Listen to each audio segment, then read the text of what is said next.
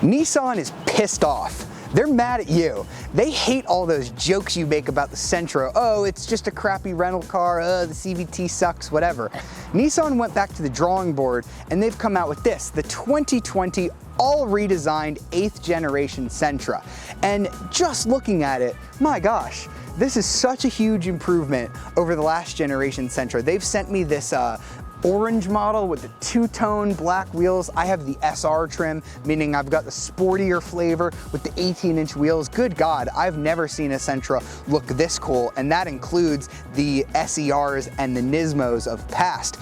And all of those improvements aren't just on the skin. There's a lot of stuff underneath that has made this an incredible driving Sentra, which is why we're gonna go ahead and get it out on the road to see how it drives.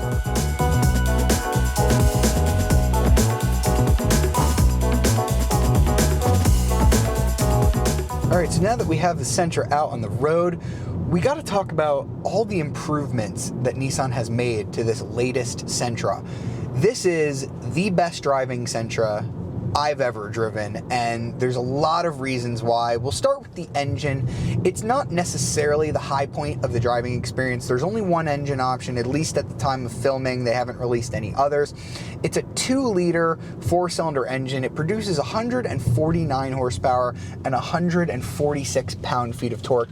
Now, those are very substantial increases over last year's Sentra, which only had a 1.6-liter engine. So you're gonna get 20% more horsepower and 17% more torque. Those are good numbers. No more manual transmission. The only transmission option is going to be this Xtronic. It's Nissan CVT, and I can hear all of your groans. Nissan CVTs, they're unreliable, they suck, whatever. Well, Nissan actually has a pretty good track record on these new CVT models, and this CVT is one of the best I've driven. Nissan says it simulates gear shifts, and for once, that isn't just an automaker spewing BS. It actually shifts gears, or tries to. So what we're gonna do is I'm gonna come to a stop here, and I'm gonna let you listen to this transmission. I'm gonna put it in its sport mode. It does have a sport mode here on the shifter, which it's a weird spot for it. Nobody's ever gonna find it. I don't think Nissan plans for anybody to use it, but let's do some acceleration here. And just listen.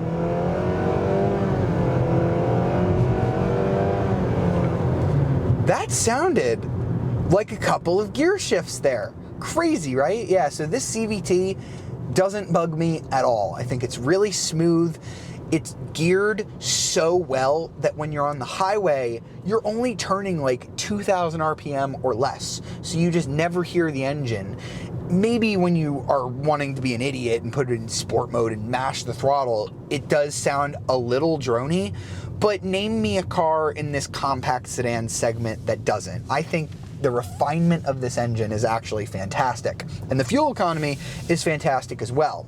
If you're looking at the two base trims, the S and the SV, your fuel economy is going to be 29 in the city, 39 on the highway, and 33 combined. This sporty SR model that we have here, I'm assuming just because of its bigger wheels, is going to do a little bit worse. It's rated at 28 mpg in the city, 37 on the highway, and 32 combined, but I'm actually gonna call BS on those numbers because I've done way better than that. My fuel economy right now is sitting at about 35 mpg average. That's with a lot of highway driving, but when I was on the highway, I was easily getting over 40 mpg. So you're gonna get way better fuel economy numbers in my estimation than what the EPA is gonna say.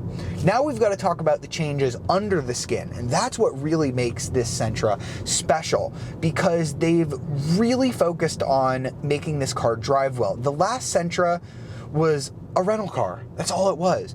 It was just basic transportation to get you from point A to point B. But Nissan wanted to make this the best driving Sentra ever, and I think they've done a pretty good job. Aside from like the SER models, you know, those sporty ones, those are a little different. But what we have in the back is independent rear suspension. That's something that a lot of the competitors, including the supposedly sporty Mazda 3, does not have. The Volkswagen Jetta, that has a torsion beam. The Mazda 3, that has a torsion beam. Most of the cars in this segment have a torsion beam rear suspension, which isn't as sophisticated and doesn't provide as good of a handling. Nissan has also revised the front suspension. It's McPherson front suspension.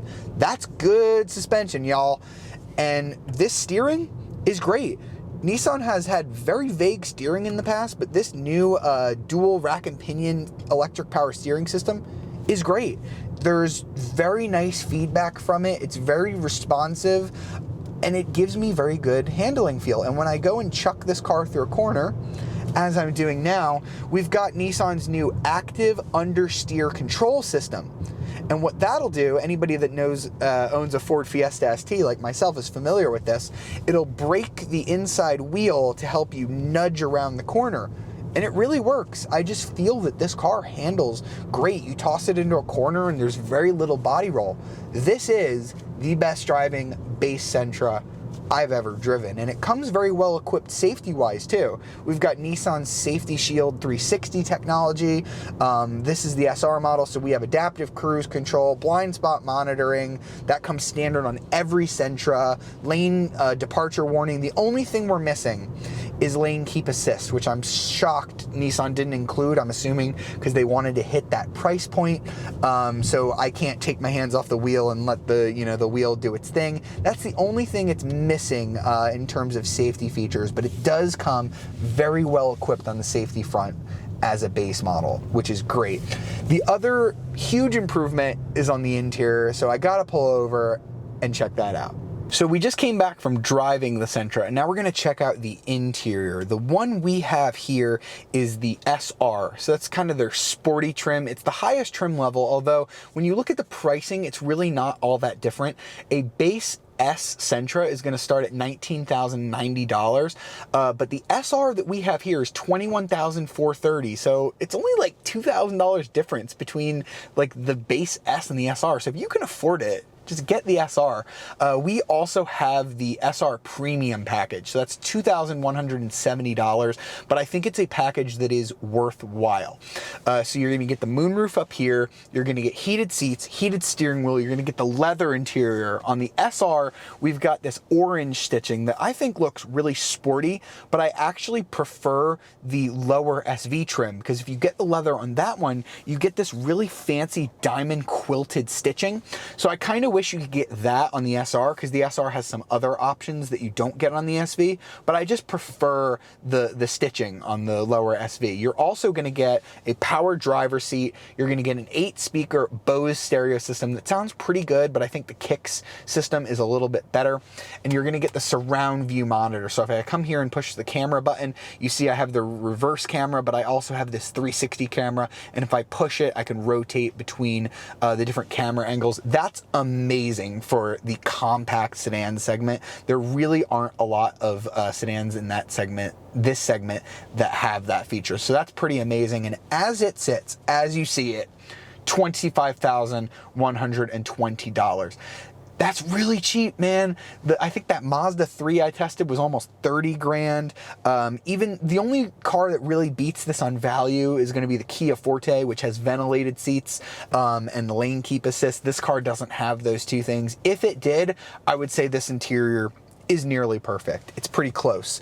The steering wheel, Nissan's new design, falls really nicely into hand, although I don't love the material that it's wrapped in. It's just a little bit hard and squeaky for my taste. We've got really nice, clear, concise gauges. Since we have the SR, we've got this big helper screen in the middle here. We can look at tire pressure, music settings, all that good stuff. It's very large, very easy to read here. We have the larger of the two touchscreen displays as well. Nissan's infotainment is a little basic. You have like apps that you can kind of customize. I haven't played around with it too much in the week of driving, but it works well, very easy, very functional. Nissan doesn't even put navigation on this, I'm assuming to maybe keep the cost down, but it does have Android Auto and Apple CarPlay on all except the base trim, so that's fine with me. I don't need Nissan's built-in navigation. Give me Apple CarPlay and Android Auto all day long. And of course, we have our heated seat and steering wheel controls here and our dual zone, automatic climate control, push button start down here. We've got our shifter, just PRND. You do have an L mode for, I guess it'll hold low gears, and you have that hidden unlabeled sport button that I don't think anybody is ever going to push. But I love the way this dash is laid out. We've got these 3 air vents here. I think they look a lot like a Mercedes-Benz or a Kia Stinger, which is very high praise for a Sentra. We've got huge storage here, and we've got our phone holders here. I say phone holders because Nissan designed them as square holes, meaning that they're great if you want to rest a phone here, but really terrible if you have a cup or a bottle. They kind of just roll around, which I think is a little silly. And then we've got this huge armrest. I just wanted to show you this because the lid is dampened, so it doesn't fall no matter where you put it. That's not cheap to do. And then look, I'm going to stick my arm in it, and it lets me get down pretty much to where my elbow is. So this is just a really deep center console area. And the back seat's pretty good as well, as we're going to go find out. Back here, we've got 37.4 inches of legroom, which is very good for the segment. I'm sitting on this zero gravity Nissan seat, which I think are the most comfortable in the segment. So bravo Nissan for those. And I do have a USB port back here to charge up at least one device. And if we come around here to the trunk area, we've got pretty good storage, definitely not the best in the segment. But if you do open this up, you've got 14.3 cubic feet of storage back there, and the seats do fold down to accommodate more. So before we conclude, let's just summarize all the things that are new and improved here on this Sentra, starting with the styling back here. I mean, look, we've got this little spoiler, we've got the two-tone roof design.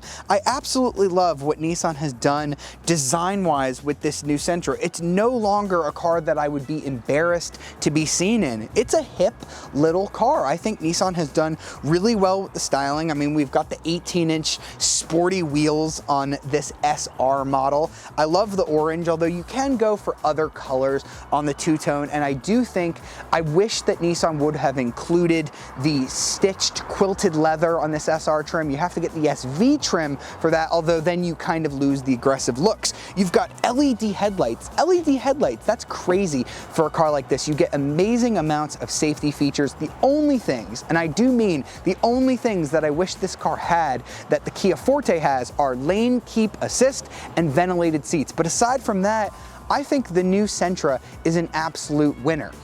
It's going to be earning a CarBuzz score of great buy. There's really not a lot that I didn't like about this, aside from a few bugaboo Nissan quality issues. The seats aren't really like fastened down that well, and I noticed just 1 or 2 areas where the Sentra did feel a little bit cheap to me. And the reason why I'm not giving it a must buy is because the Kia Forte, the Civic, they both offer sporty, more powerful versions. I think if Nissan comes back in a year or so with a Nismo version with more power, because all of the driving dynamics are already there, I think this could be one of the most competitive and best vehicles in its class. I hope you've enjoyed this video. See you next time.